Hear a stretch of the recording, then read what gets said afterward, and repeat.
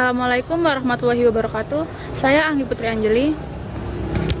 Saya Sylvia Veronisa. Saya Raden Ali Firdausi. Saya Farah Malia.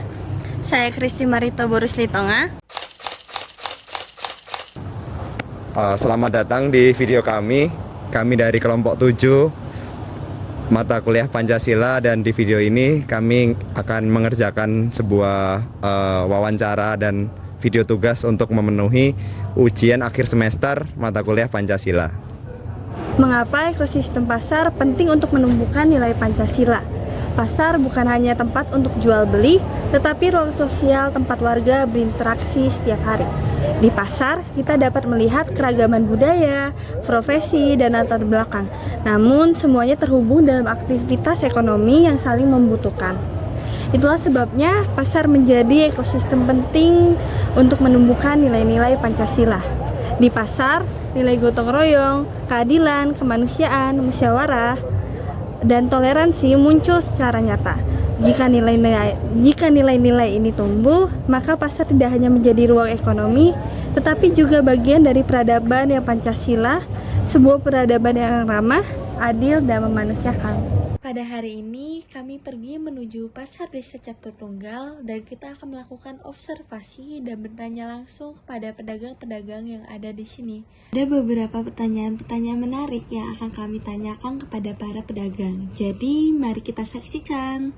Izin tanya dulu, buat masnya namanya mas siapa? Kalau saya sendiri Andre. Mas Andre. Mbah Wardiah. Oh, Mbah Wardiah ya. Tak Kiana. Mas Udin. Gimana sih Mbah pedagang ini tuh mengatur waktu untuk beribadah? Apakah di sini tuh ada fasilitas seperti masjid untuk beribadah? Ada Oh, ada. di belakang. Oh, di belakang. Ya. Oh, mengaturnya juga sesuai dengan waktu ibadah atau ada shift-shiftan gitu? Sip-sipan tuh ya. Oh, shift-shiftan ya, Mbah. Iya. Berarti bergantian ya, Mbah? Bergantian. Oh, Enggak ya. bareng-bareng. Oh, ya ya. Terus Ora iso nak bahasa Indonesia nak tulis ra iso simbah iki. Oh, nggih. Ada di depan ada, belakang ada. Oh, berarti banyak ya, mudah dibuat diakses gitu ya. Mudah. Jadi bisa. Ya sesuai dengan waktunya sholat mbak, waktunya ibadah itu maksudnya. Berarti ya, berarti di sini tuh ada fasilitasnya Ada. untuk musola gitu. Ada. Kalau musola ada sih mas, dari di dalam sana. Jadi kan kalau ini kan di luar pasar ya. Iya. Nah kalau sebenarnya masalahnya di situ. Nah itu ada musola kayak tarikan di situ. Berarti kalau orang mau ibadah misalnya sholat itu gampang ya mas, aksesnya tinggal masuk ke pasar aja ya.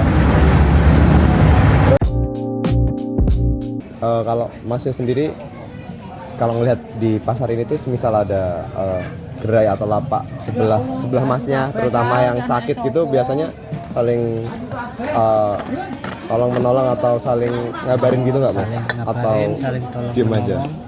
Ya saling komunikasi lah. Oh, ada komunikasinya ya berarti antar pedagang ya? Pedagang. Kalau di sini saling membantu, jadi misalnya yang satu mau pergi titip itu ada yang barang datang itu dibantu dibantu diterima gitu. Berarti gotong royongnya juga Ada. masih kental ya, Pak Iya. ya? Nak sakit Nggih. diambil anak Di telepon Oh, nggih. Maksudnya kalau misal tetangganya Mbah di di pasar, sini ya ada samping-samping yang mijeti, Oh, dikeroki, begitu. Oh, nggih. dikeroki dinai obat. Oh, nggih. Berarti saling peduli ya, Mbah? Oh, nggih. Nak ngantuk ya minum lekar. Oh, nggih. Berarti sudah dekat ya, Mbah? Kayak saling peduli. Ya betul. Kalau misal kayak gitu, ini sih mas, apa ya? Tergantung kenal apa enggak sebenarnya. Kan kadang kan daerah sini kayak nanti ada pendatang, terus kayak orangnya kadang dia kurang buat apa ya istilahnya, kayak membaur gitu. Tapi kalau misal kayak yang membaur gitu ya, kalau misal sakit atau misal ada orang meninggal gitu, kita juga bisa bantu gitu. Berarti cocok-cocokan ya, tergantung Iya. dia bergaul apa enggak gitu ya. Kalau Iya. di sini nggak bergaul mungkin biasa aja ya. Iya. Nah, kalau dikenal pasti ada yang membantu selanjutnya apa penduduk di sini itu mayoritas asli sini atau mungkin beda-beda dari kota lain? Ya beda-beda nanti. Oh beda-beda ya Mbak? Beda. Kalau Mbahnya sendiri? Ini kan Sleman toh. Nggih, Sleman. Itu Podia. Oh kota, berarti beda-beda kotanya nggak Mbak? Beda-beda. Oh, apa ada yang dari luar pulau atau luar Jogja? Di luar juga Ya ada yang dari luar Jogja atau luar pulau gitu nggak Mbak? Yang daerah sini? ada. Ada. Oh, Ada.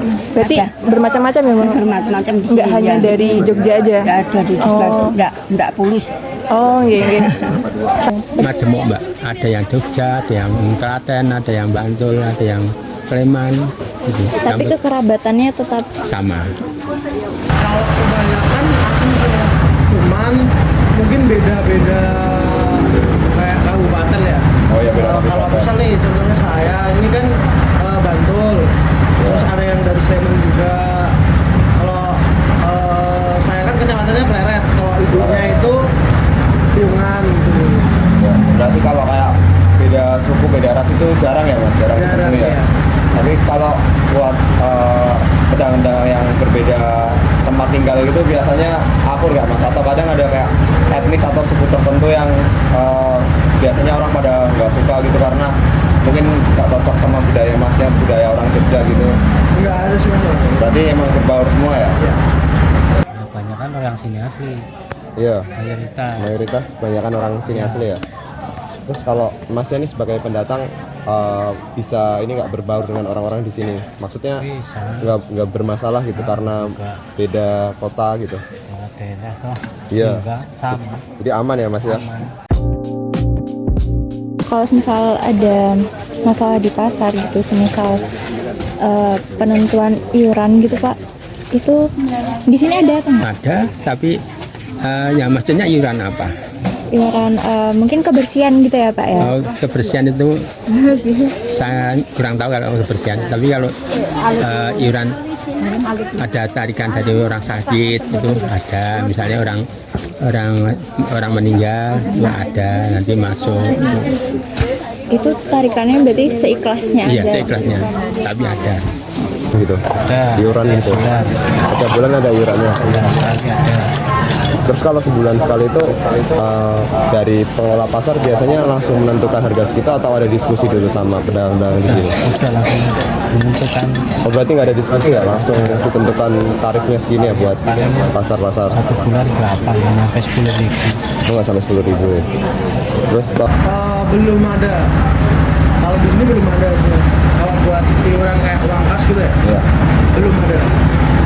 Tapi kalau kayak informasi atau ada keputusan gitu dari yang mengelola pasar itu biasanya musyawarah atau langsung ditentuin, jadi pedagang-pedagang itu langsung nggak dapat kesempatan buat berdiskusi, jadi langsung dikasih harga gitu, harga tetap buat Tetap harus ada diskusi dulu. pasti diskusi ya di sini ya. Iya. Jadi di sini nggak langsung kayak sepihak dari pengelola buat nentuin harga atau kebijakan gitu enggak ya? Biasanya ada beberapa diskusi dulu. Iya, diskusi beberapa penjual sih Mas.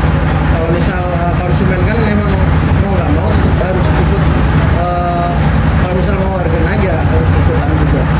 Oh, ya. Ikut mengelola pasar ya. Berarti Mas Iya. udah nggak bisa tawar menawar gitu ya? Iya, kalau konsumen nggak bisa. Dong ada, Oh, kadang ada ya, Mbak? ada. Yang Itu- berapa saat ini? Yang 1-2. Oh, iya. Itu kesepakatan orang yang di sini atau memang kesepakatan bersama, Mbak? Ya di sini aja. Oh, di sini aja ya, Mbak. Berarti itu udah musyawarah terlebih dahulu. Mungkin pertanyaan terakhir ya Pak ya. Iya. Apakah pembagian lokasi lapak atau biaya sewa di sini sudah adil menurut Bapak? Karena di sini kan sepi ya Mbak, saya kira ya nggak ada masalah. Saya kan sepi jualannya. Nggak seperti dulu kan rame. Kalau sekarang kan sepi, itu banyak orang yang nggak jualan sekarang itu. Berarti cuman ya udah tinggal segini aja ya Pak ya? Nah, dan di sini cuma sedikit kok, hanya berapa lapak. Ya sebenarnya kalau dibilang memberatkan ya memberatkan. Misalkan kalau ini kan ruko ya, Iya. bukan apa namanya kayak lapak yang di dalam gitu ya. Iya. Ya mungkin keberatan juga sih sebenarnya. Tapi ya gimana mau nggak mau kan, soalnya kan kita buat jualan juga. Iya. Tapi kalau untuk dirasa kayak fasilitas itu tuh sama tempat tuh dirasa adil nggak? Maksudnya orang yang cuman bayar segini dapat segitu, orang yang bayar segini dapat segini tuh ininya adil nggak? Maksudnya fasilitasnya itu sesuai harga atau kurang gitu? Kurang sih. Kurang ya? Iya. Yo sama terus sekarang pasar ya semua dagang ya pasti ada pengeluaran ada pemasukan. Iya. Namanya jualan kan kadang ramai kadang sepi, tapi kan masih bertahan sampai sekarang loh. Iya. Tidak ada masalah apa-apa, masih aman.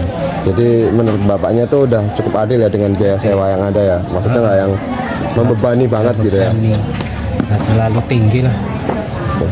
Masih masuk akal ya di sini ya berarti? Baik.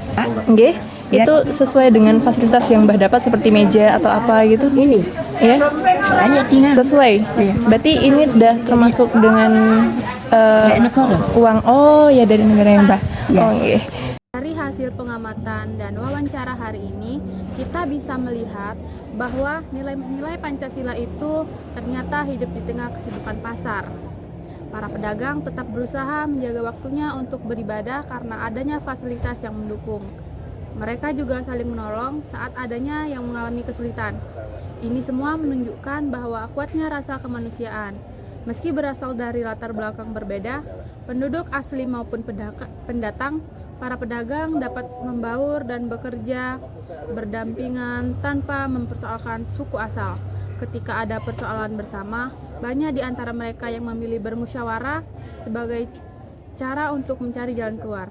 Dan soal keadilan, para pedagang berharap pembagian lapak maupun biaya sewa bisa dirasakan merata oleh semua. Semua ini menunjukkan bahwa nilai Pancasila bukan hanya konsep, tetapi benar-benar tumbuh dalam kehidupan pasar. Terima kasih sudah menyimak video ini. Jika ada kekurangan, mohon dimaafkan. Jika ada kelebihan, semoga dapat berguna bagi kita semua. Ke warung membeli roti. Cakep. Senyum pedagang membuat hati lega. Cakep. Semoga pembahasan hari ini memberi arti.